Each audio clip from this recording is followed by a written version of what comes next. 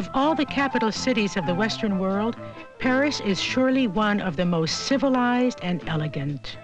The bridges over the Seine, the spacious squares and boulevards, the ancient historic buildings and the smart shopping streets all make their contribution to her unique charm.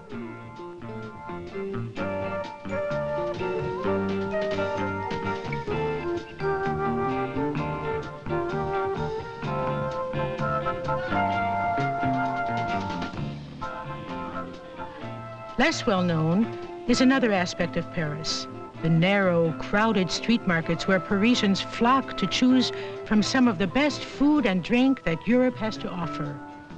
These fascinating, lively little streets are found tucked away in odd corners all over the city.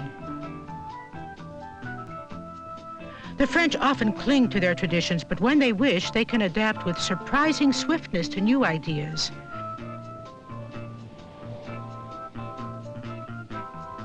On the outskirts of Paris is this giant supermarket. Inside its vast halls is the sort of cheese counter that can be found only in France. For the French produced several hundred completely different kinds of cheeses, even if you don't count local variations which may be made by individual farmers.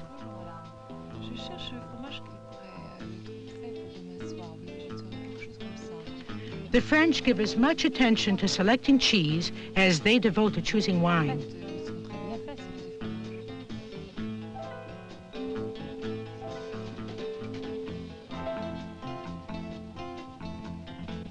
No Frenchwoman, for instance, would buy a cheese without discussing her purchase with the shopkeeper. A Brie or Camembert will be tested with a gentle pressure to make sure it's springy and creamy.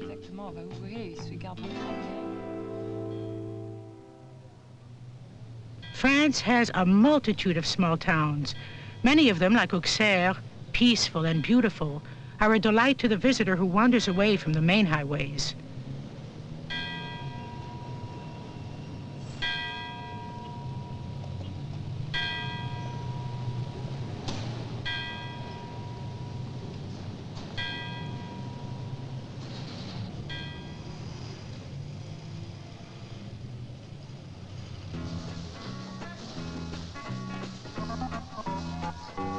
Once a week, maybe more often, these towns will hold a market. It will be well patronized, for here there is a chance to buy local produce fresh from the country.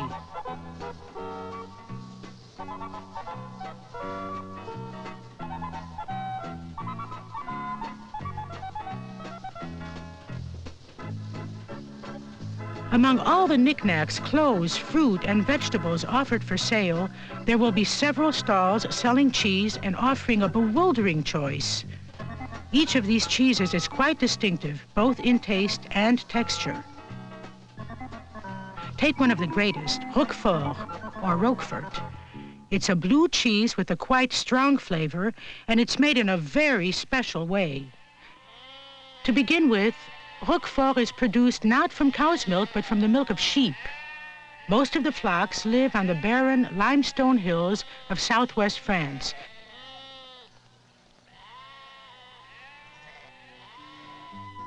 Their milk will be taken to one of the small cheese factories in the countryside, and it is tested for quality before being emptied into a series of giant vats.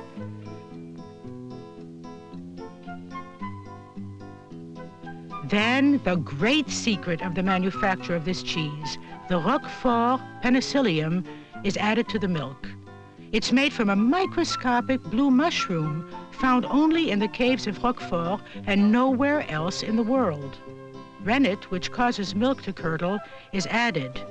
In a few hours, the whole vat has set into solid curds mixed with liquid whey. Only the curds are needed for cheese making, so they are broken into segments like this to assist in draining off the whey.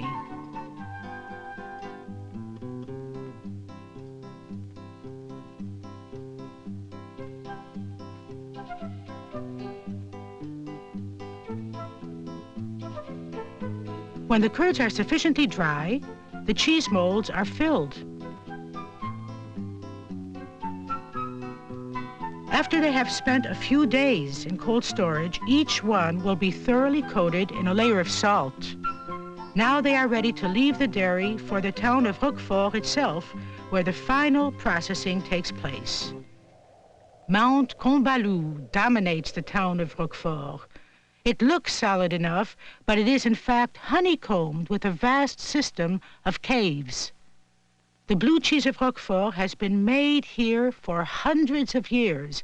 The Romans knew it well and wrote about it.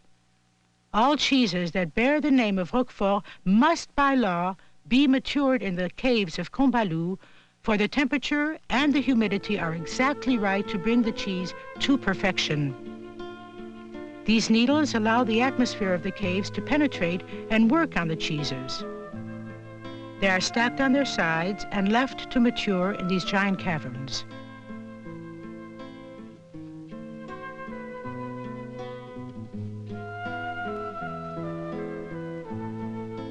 After some weeks, the cheeses are wrapped in a metal foil to assist the final stages of the maturing process.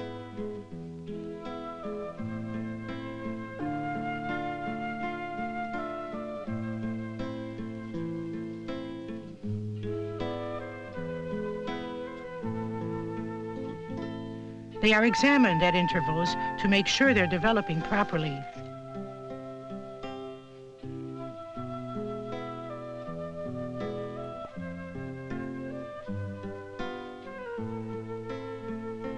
Finally, the foil is removed and they are repacked, ready for market.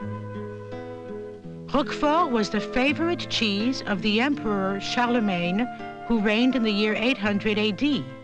And now, over 1,100 years later, it is still made here by the same methods, and it's still just as good. Every region of France has its own character. In the mountains in the east of France, the scenery is indeed different.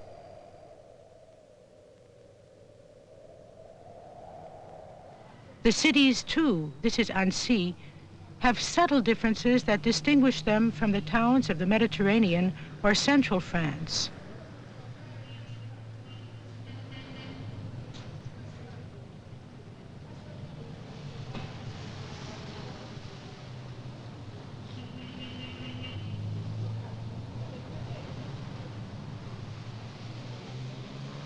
In the cheese shop, a selection of regional cheeses made from the milk of cows grazing in the mountain slopes. Some of them come in very large wheel shapes. These are hard cheeses, the easiest of all to store. One of the best known is the Swiss Emmental, with its characteristic holes. In making Emmental and other similar cheeses, the giant molds are filled with curds, and then they are cooked in large ovens. Afterwards, the cheeses are put into presses and subjected to considerable pressure. As soon as the mold is stripped away, the new cheese is given a dusting of salt.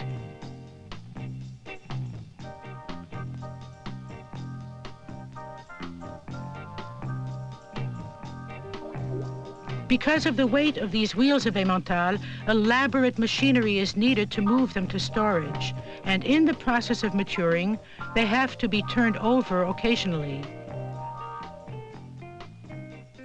Once again, natural caves are sometimes used for storage. The air is usually cool and damp, ideal for keeping cheeses. Like the other hard cheeses, Emmental keeps well, and it's possible to maintain a large quantity.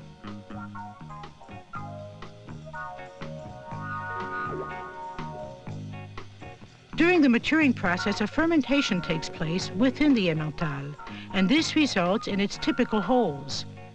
The progress of this fermentation is checked regularly by the staff. As these holes develop, the cheese expands. The drum on the rack below is fresh. The one on top is fully matured. Each wheel of Emmental is very heavy and costs a great deal, so there aren't too many customers for whole cheeses.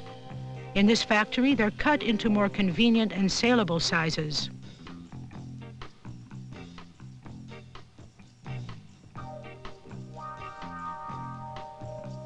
This is how a good Emmental should look. The packaging operation is carried out with a minimum of human handling.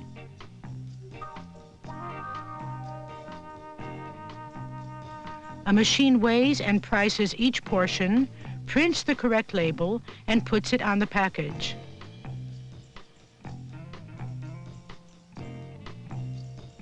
The factory prepares convenience packs of grated and shredded cheese.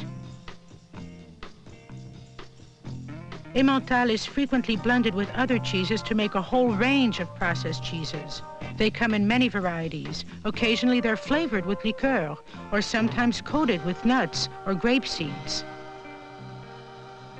Travel west across France, and you will eventually reach the Auvergne, one of the most beautiful and fascinating regions of this lovely country.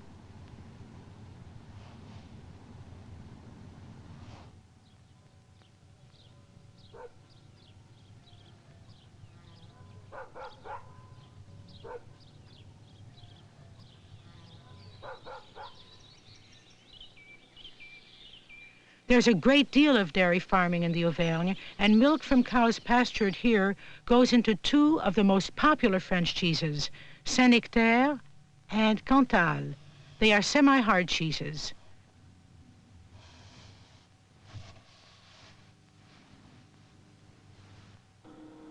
Saint-Paulin is another of the same type. It's produced in several shapes and sold under different brands. All are made in the same way.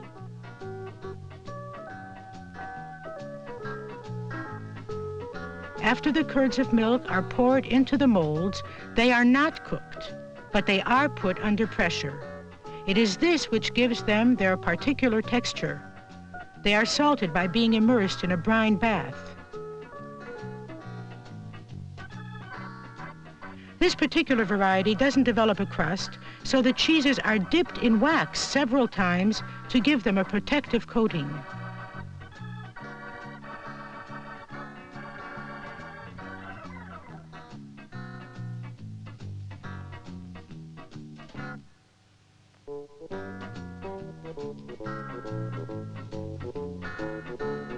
After a final wash, they go on their way to the packing department.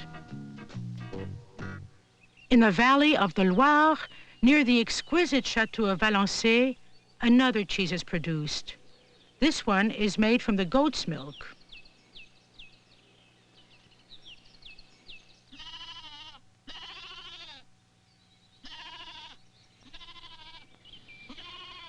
Goats are notoriously quirky individual animals.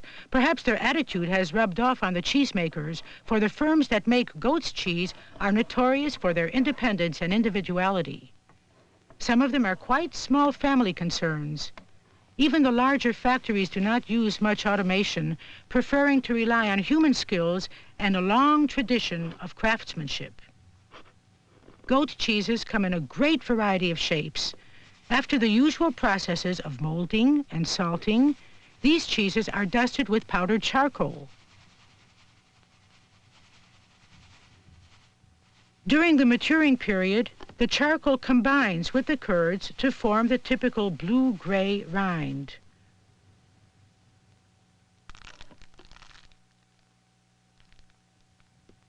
The goat cheeses of the Loire Valley have a delicious and delicate taste.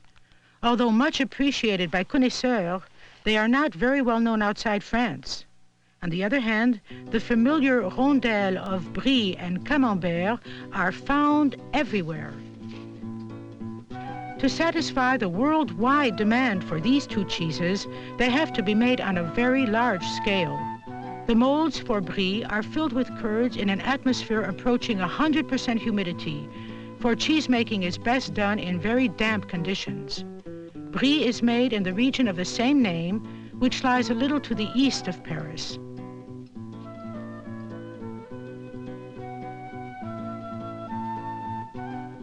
After a time, the molds are stripped from the rondelle of Brie. They are then salted by being dipped in a brine bath. A special penicillium has been added to this bath, and it is this penicillium which causes the typical velvety rind to develop during the process of maturing, which the French call the affinage. During the affinage, the cheeses are constantly turned to make sure they mature evenly.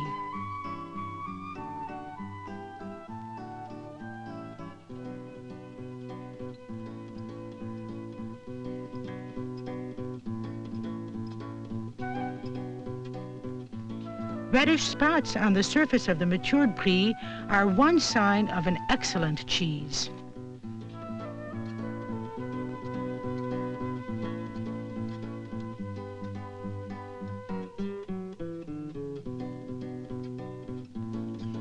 Camembert is also produced on a large scale and molded by the thousands in giant factories.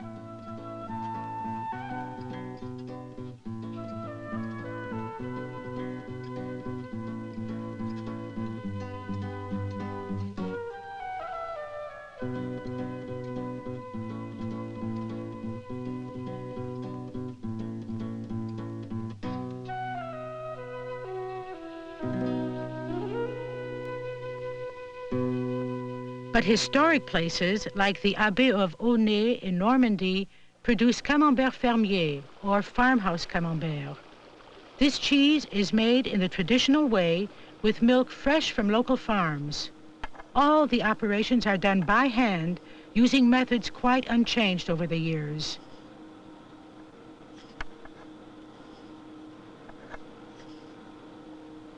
After molding, the cheeses are salted. The penicillium that gives Camembert its typical flavor and appearance is mixed in with this salt. Now the cheeses will be stored. Like Brie, they are turned at intervals to make sure they develop evenly. During this period, the penicillium causes the velvety rind to form as the cheeses mature. Then they are ready for packing and marketing.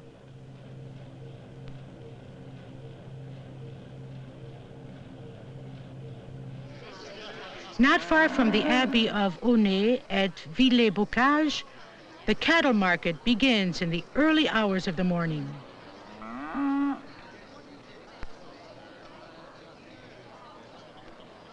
Comment ça va? The informal French greeting between friends. Some come to appraise, some to haggle and buy.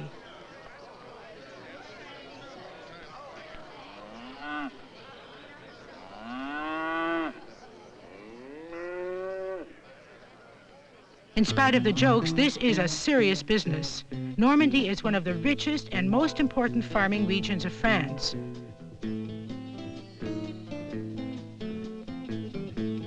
The cows auctioned at this market are a special breed. Normandy cattle, great heavy beasts with a milk yield of exceptional size and quality. There are 2.5 million cows in Normandy, 13% of all the cattle in France.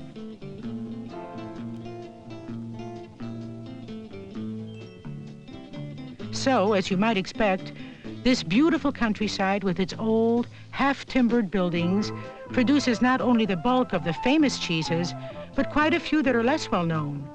One of them takes its name from the small Normandy town, Pont-l'Évêque. It is still possible to find farms nearby where the farmer's wife turns out her own Pont-l'Évêque cheese in her farm dairy. This cheese and many others can be sampled at one of the little restaurants tucked away in the Normandy villages.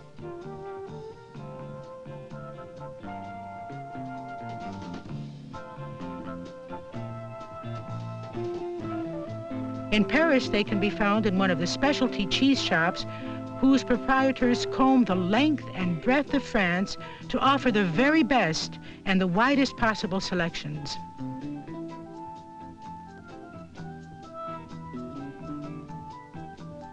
A shop like this does not just offer cheeses for sale. It sells them only when they are fully matured and at peak condition. To do this, there has to be a cellar below where cheeses are brought to perfection at the correct temperature and humidity. The flat discs of Brie, the giant Emmental, pyramids of goat cheese. How does one choose? Well, a cheese board should contain some of each kind. One of the soft cheeses, a blue, perhaps one of the semi-hard cheeses. Some prefer one, some another, for the flavors of cheese vary enormously. It's one of the world's most appetizing and varied foods. As for which one you prefer, well, it's really just a matter of taste.